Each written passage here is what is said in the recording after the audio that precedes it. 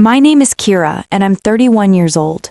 I woke up after a 9-hour spinal fusion in a hospital in Charleston, South Carolina, mouth dry, back on fire, and my brain still drowning in anesthesia fog. The first thing I saw wasn't a doctor, it wasn't a nurse, it was my phone, lighting up like it was about to combust, vibrating non-stop on the tray next to me. 67 missed calls. My heart slammed into my chest before I even touched the screen, because no one gets 67 calls unless something is deeply, dangerously wrong. My hands trembled as I tapped into my voicemail. It was my uncle's voice, calm but too calm, like he was trying to read bad news off a script. He said things I couldn't wrap my head around at first. We sold your townhome. We needed to fund Jordan's wedding. You were under, so we signed the documents for you. I stared at the ceiling, frozen, and then came the real blow. $48,000. Gone. I couldn't move my legs. I couldn't even sit up straight without help, and while I was unconscious, the two people who were supposed to have my back, my aunt and uncle, the ones who raised me, decided my years of saving and sacrifice were up for discussion. Jordan's wedding was less than a month away, and I was lying there with IVs in both arms, realizing I had been turned into a permission slip, not a person. The surgery wasn't elective, it wasn't cosmetic, it was urgent. A compressed disc had been wrecking my nerves for months, and the surgeon told me straight, if we waited any longer, I might lose mobility altogether. I remember how emotional my aunt got the day I signed the consent forms, how my uncle told me to just focus on healing, that they'd take care of everything. I believed them. I handed over my phone before they wheeled me in, trusting the world would still respect my boundaries while I was unconscious. I was wrong. When the nurse asked if I needed water, I asked if she could help me sit up so I could call them. Every inch I moved felt like metal grinding into bone, but fury does something wild to your strength. He picked up on the first ring, sounded upbeat, like he was expecting a thank you. He told me they were lucky the timing worked out, that the townhouse sale had covered the venue, the photographer, the premium menu. When I asked how they legally managed to sell it, he said, "We're family, Keira. You would have said yes anyway." That's when I understood. It wasn't just the money, it was the way they stripped my consent out of the equation and filled in the blanks with what was convenient for them. As he kept rambling about guest lists and wine upgrades, the walls around me closed in. I was still hooked up to post-op monitors, barely breathing without wincing, and he was acting like I should be proud my investment helped create a picture-perfect wedding day. I asked if they even waited, if they paused, if they considered that maybe, just maybe, my future meant more than Jordan's champagne tower. There was a pause. Then my aunt's voice slid in, softer but no less pointed, saying they couldn't risk delays, that Charleston venues don't wait on hospital recovery rooms. I hung up before I said something I couldn't take back. The tears that came next weren't loud or dramatic. They were the kind that silently soak your pillow while your chest caves in on itself. I kept hearing that voicemail again and again. You were under, so we signed for you. Like that made it okay.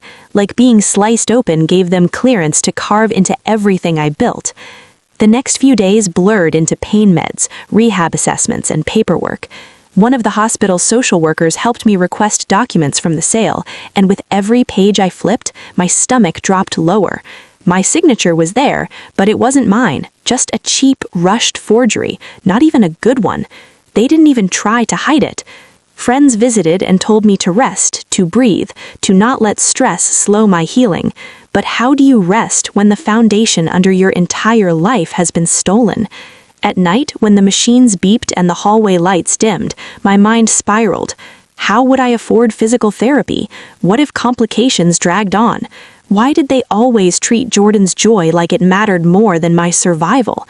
I thought back to forgotten birthdays, dismissed accomplishments. The quiet expectation that I'd always sacrifice without complaint. This wasn't a one-time mistake. This was a pattern, and now it had a price tag. $425,000. When I was finally discharged, I could barely walk with the brace. My phone was filled with messages about dresses and RSVPs and bridal rehearsals, like nothing had happened. Nobody asked how I was healing. They asked if I was over it yet. On the drive home, every pothole sent fire up my spine, but through that pain came something sharper, awareness. They thought this was done. They thought I'd swallow the betrayal and fade quietly into the background. But as I stared out the car window, feeling every throb in my body, another thought settled in. If they truly believed they had emptied me, they were dangerously mistaken. Because what they never knew, what they never cared to ask, was that the townhouse they sold wasn't my only property. Years ago, after watching them co-sign loans for Jordan while leaving me to figure everything out alone, I made a move. I bought a second place. Modest, paid in full, deeded in only my name. No one else even knew it existed. I called it my if everything goes to hell plan. And as I lay flat that first night back, staring at the ceiling with my brace locking my spine and my rage keeping me awake, I realized something powerful. They thought they took everything, but they didn't. 3 days after being discharged, still sore and limping, I made one call. Not to my aunt, not to Jordan. I called a lawyer. I told him everything. The surgery, the voicemail, the forged signature, the sale I never approved. He was quiet for a moment, then said something that made my fingers tremble, not from fear, but from validation. Keira, this is fraud. Serious fraud. Hearing it from someone who wasn't emotionally involved shifted something inside me. I wasn't overreacting. I wasn't being dramatic. What they did wasn't just wrong. It was illegal.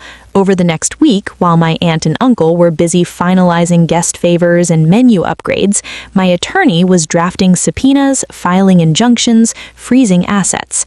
I stayed silent. Let them think I was crushed, defeated, out of options. Let them keep believing the story ended when they took my condo. The wedding countdown kept ticking. 3 weeks. I watched it like a clock counting down to a storm. My aunt called to ask if I'd be attending, said it would mean a lot to the family. Jordan texted me a swatch of blue and told me not to cause drama. Neither of them asked how I was recovering. Neither of them said sorry. Meanwhile, my lawyer confirmed what I already suspected. The transaction could be contested. The funds could be traced.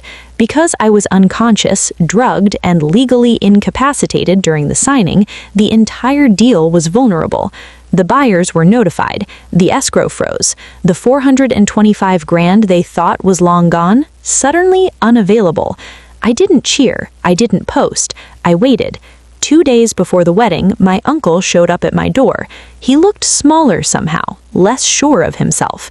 He didn't ask how I was doing. He demanded to know why the bank froze the accounts.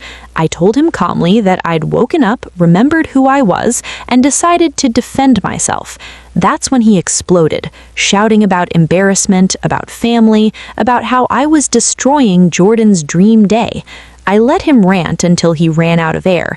Then I gave him the only sentence that mattered. You forged my name. You sold my home while I was unconscious. I didn't consent, and now you're going to answer for it. He stared at me like someone he'd never seen before. Maybe I was. The next day, everything unraveled. Vendors demanded balances, the venue threatened cancellation, guests started whispering. Jordan called in full meltdown mode, accusing me of being jealous, vindictive, cruel. I listened, then reminded her the whole wedding was funded with stolen money. I told her that while she was picking linens, I was learning to walk again, that while she was celebrating love, I was doing physical therapy alone, in pain, in silence. She hung up. An hour later, my aunt called, this time sobbing, apologizing, offering anything to make it right. But apologies that only show up when consequences hit aren't apologies, they're desperation. The wedding still happened, technically, but it was stripped down, smaller, rushed. The fancy add-ons were gone. The whispers weren't. I didn't go. I was home, standing upright without crutches for the first time, holding court documents that did more than protect my property. They proved I was no longer a placeholder in my own life. Months later, the case closed. The condo came back to me, deeds corrected, titles restored. My aunt and uncle faced legal penalties they never saw coming, not because I was out for revenge, but because actions have consequences. They never knew about the second house. They still don't. That knowledge is mine alone, and it stays that way. What they taught me more than what I got back, because love that demands your silence isn't love, it's control. I didn't lose a townhome. I lost illusions, and I gained something far stronger. Clarity. This channel was made for just you. Subscribe to this channel to get more stories like this every day.